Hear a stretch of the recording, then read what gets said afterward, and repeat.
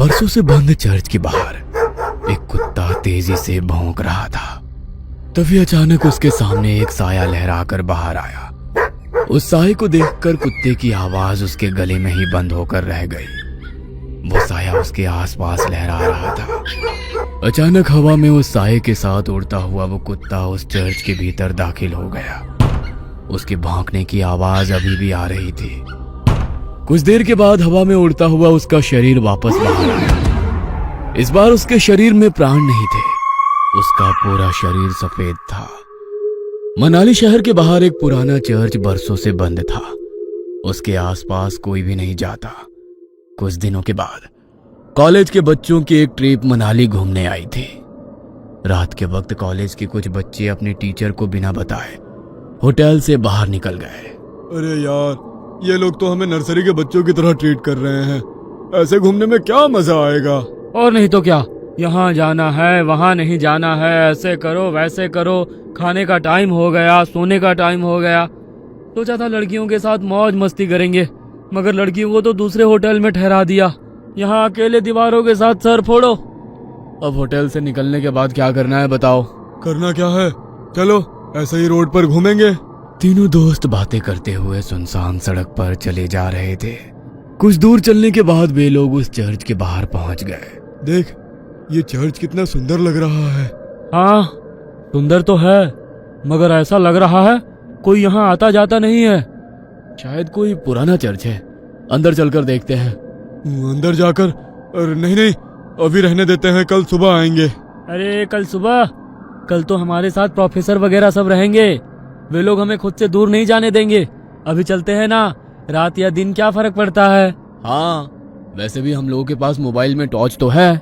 Boring सी trip में थोड़ा सा एडवेंचर हो जाएगा। मनदीप का मन नहीं था, मगर रोशन और जतिन के कहने पर वो उन लोगों के साथ उस चर्च के भीतर दाखिल हो गया।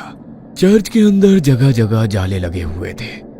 जैसे ही मोबाइल की लाइट से उस चर्च के भीतर थोड़ी सी रोशनी हुई, चमगादड़ उड़ते हुए चर्च के बाहर निकल गए। लगता है ये बहुत टाइम से बंद है, तभी तो चमगादड़ ने यहाँ पर डेरा जमा लिया। यार, मुझे यहाँ की वाइब्स कुछ ठीक नहीं लग रही है, हम लोग चलते हैं।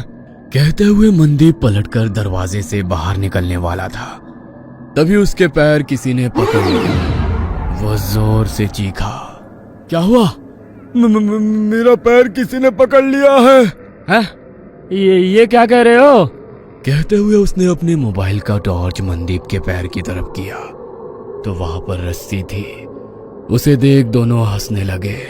तेरा मन नहीं था ना आने का, इसलिए तू रस्सी से भी डर रहा है। कुछ नहीं, अंदर चलकर देख, यहाँ का आर्किटेक्ट कितना अच्छा है। कहते हुए वो उसका हाथ पकड़कर उसे अंदर ले गया।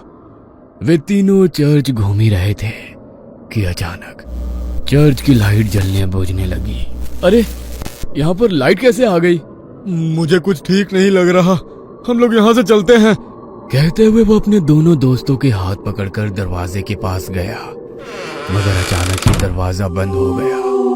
तीनों दरवाजा खोलने की कोशिश कर रहे थे, मगर दरवाजा नहीं खुल रहा था। अरे, ऐसे कैसे हो सकता है? अभी तो ये दरवाजा खुला था। किसने बंद किया? प्लीज हेल्प, हमें डराने की कोशिश मत करो। कोई और रास्ता होगा यहाँ से निकलने का, ढूंढकर वहां से निकल जाते हैं। कहते हुए जतिन जैसे ही पलटा, दहशत के कारण उसकी आंखें फटी की फटी रह गई। उसने देखा उसके सामने एक नन खड़ी हुई थी। वो अपनी बड़ी बड़ी लाल आंखों से उन लोगों को घूरने लगी। ये क्या बला है, भागो यहाँ से। जैसे ही मनदीप ने उन लोगों को भागने को कहा, वो नन धुआं बनकर गायब हो गई। हैं? अब ये कहाँ गई? रोशन और मनदीप उसे इधर उधर ढूंढने लगे। तभी अचानक उन्होंने देखा कि जतिन जमीन पर रेंग रहा था। उसकी आंखें नन की तरह ही लाल थी, चेहरा पूरा सफेद और हाथ पैरों की चमड़ी जली हुई। उसे देखकर वे दोनों डर गए और चीखते हुए वहां से बाहर निकलने की कोशिश कर रहे थे, मगर उन्हें चर्च से बाहर निकलने का कोई रास्ता नजर नहीं आ रहा था। दोनों डर कर एक कोने में खड़े थे। जतिन तेजी से छिपकली की तरह रेंगता हुआ उनकी तरफ बढ़ा और उन लोगों को देख अपनी जीभ लपलपाता रहा। कभी जतिन का चेहरा नजर आता तो कभी उस नन का। हमने तुम्हारा क्या बिगाड़ा है? छोड़ दो हमारे दोस्त को, हमें यहाँ से जाने दो प्लीज, हमें यहाँ से जाने दो, हम कभी यहाँ नहीं आएंगे। कहते हुए मनदीप ने उस नन के आगे हाथ जोड़ लिए। नन उसे देख मुस्कुराने लगी। उस नन ने मनदीप का हाथ पकड़कर उसे अपनी ओर खींचने की कोशिश करी, मगर मनदीप के हाथ में गुरुद्वारे का पवित्र कड़ा था। उसे छूते ही नन को तेज झटका लगा और वो जमीन पर गिर गई और वो नन धुआं बनकर जतिन के शरीर से बाहर निकल गई। जतिन बेहोश जमीन पर पड़ा था। रोशन उसको होश में लाने की कोशिश करने लगा।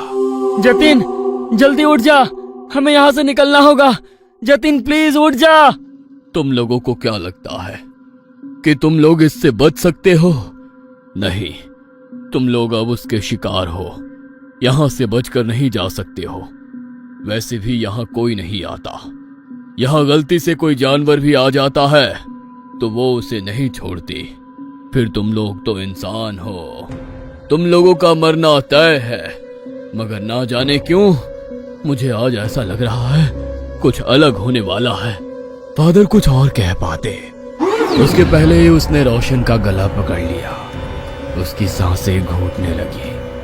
वो कातर नजरों से मनदीप की तरफ देखकर चिल्लाकर बोला, मनदीप, चले जाओ यहाँ से, भागो।